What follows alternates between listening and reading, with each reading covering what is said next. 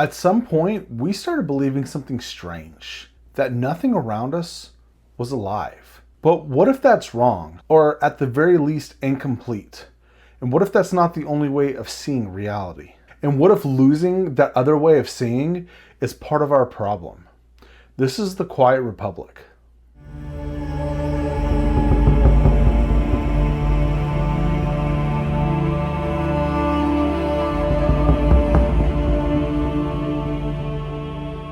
Animism isn't a religion like Christianity or Islam or even Hinduism, right? There is no central doctrine, there are no books, but it's something older than all of that.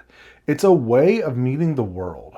And from what anthropologists can tell, it may have been the oldest way humans ever did. At its core, animism is actually simple. It posits that the world isn't made of dead things. It's actually made of beings, right? Humans, plants, animals, but also like rivers, mountains, and even storms. Not just objects, but presences, alive in some like true sense, with something like spirit, something like agency, and all of it connected. And this way of seeing the world wasn't limited to one place or culture. We see it across the indigenous tribes in America, across the hunter-gatherer societies in Africa, and across the Aboriginal tribes in Australia and the other islands in that region of the world. But we also see it in ancient Europe, traditions older than Christianity, the ancient Celts, the Germanic tribes. Go back far enough, and this is how your ancestors saw the world, not as a collection of things, but as something truly alive. Now, something important to understand here is that this wasn't some peaceful, idealized version of human existence. All these people groups, they hunt and kill and they have to survive. And they knew far better than any of us how easily the world could kill you. Predators and storms, even the cold. These ancient people didn't understand earthquakes or droughts like we do. So no, this wasn't like sitting around the campfire singing Kumbaya. That's not what I'm saying. But their relationship to the world was different than ours, grounded and visceral, in a way that I don't think we can actually truly understand. For them, life was one of spirit, surrounded by living things and people, only some of them human. Their ancestors echoed still even after death, and there were no gods as we think of them today. But everything had something that we might identify with the divine flowing through it.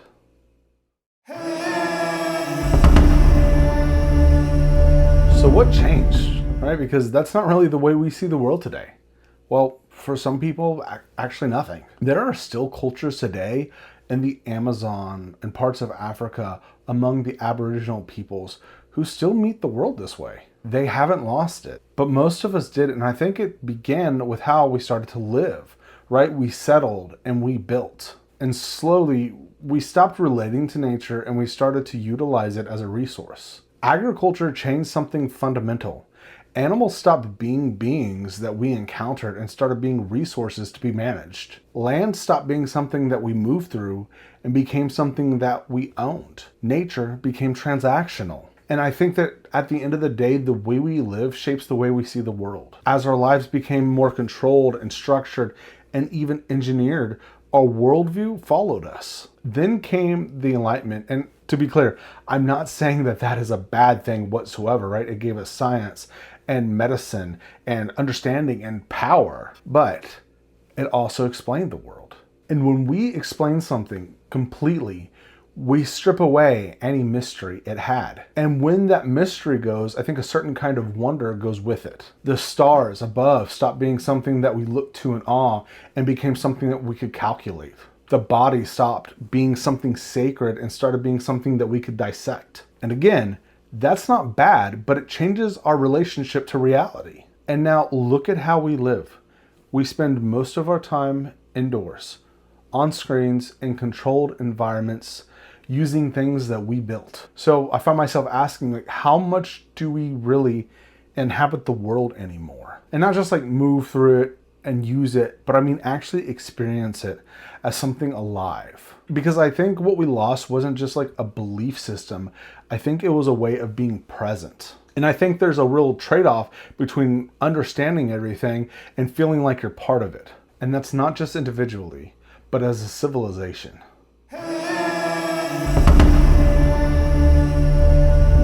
So, is there more? Is that what I'm saying? Is that there's more, that we've missed something? Well, I think something interesting is happening right now among philosophers and scientists and people that make it their business to try to understand reality. And that's that the more we learn, the more we realize we don't actually understand about the universe. And because of that, I think that there's a shift happening. A growing number of these thinkers and philosophers and even scientists are starting to question materialism, not abandoning science, but asking a deeper question. Is matter the most fundamental thing? Or is there something underneath it? Something like mind, something like being, experience, and agency. And you see this in ideas like panpsychism or idealism, or even softer forms of animism. Now, I'm not saying there's some secret scientific revolution going on right now. That's not what I'm saying, because there isn't. But I think for the first time in a long time, serious people are starting to ask more questions again. And for me, like personally, this didn't just come from listening to lectures and reading books, right? This actually came from me observing my daughter. I watch how my baby girl interacts with the world, and she doesn't separate things yet like we tend to, right? A wall, a chair, a lamp, a tree, a person, right? They're all just kind of things, or almost beings. She smiles at them and she interacts with them. And I'm not saying that we should build our understanding of reality based on a baby's perception, okay? That's not what I'm saying here. But it did kind of make me think and make me ask a question. What if we start out that way, open to a world that is alive, and then that's slowly taught out of us? Now, to be clear, maybe there is nothing more. Maybe everything I've just talked about is simply evolution and a brain wired to find patterns, to assign agency and to survive. Maybe when I sit underneath the stars and I feel like I'm part of something bigger than myself, that's just neurons firing. A social brain doing what it does best, creating meaning. That could be all. But then there's another possibility. Maybe our ancestors weren't entirely wrong either. I don't mean this in some like mystical, conspiratorial sense. I mean this in a more intuitive one. What if they were experiencing something very real that we've just started filtering out? And what if after all the science and all the progress, we end up circling back to something that looks surprisingly familiar? That the universe isn't just made of stuff, but maybe something closer to experience or presence. And that we aren't separate from it, but a part of it.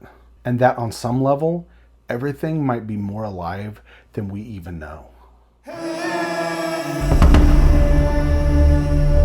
And so I've kind of come to a place where whether materialism is true or something more fundamental is going on, I actually don't think that's really the most important question anymore. Because I think this world would actually be a better place if we lived like animism were true.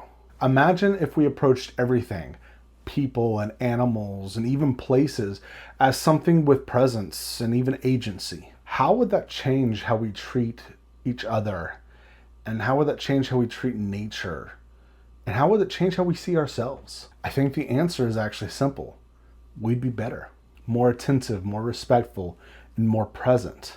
And so that's the way I've decided to try to live my life, not with certainty or dogma, but with a kind of openness and curiosity, and with a refusal to close the door on wonder. And I try imperfectly to meet everything as if it matters. There's this old idea in Christian apologetics called Pascal's wager, and it says, basically, even if God isn't real, it's better to believe that he is, just in case. Now, this wager assumes a theist God, specifically the Christian one, but I think that framework misses something, so I'd flip it. What if I live as if everything has being? And if I'm wrong, if I die and it all goes dark and the last neuron fires and that's it, then I've still lived a life that was more present and connected and meaningful. But if I'm right, then I've been participating in something that was real the entire time. So either way, it seems like the better wager to me. I'm not adopting a belief system or a religion.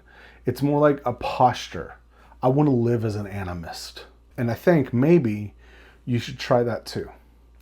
This is the Quiet Republic.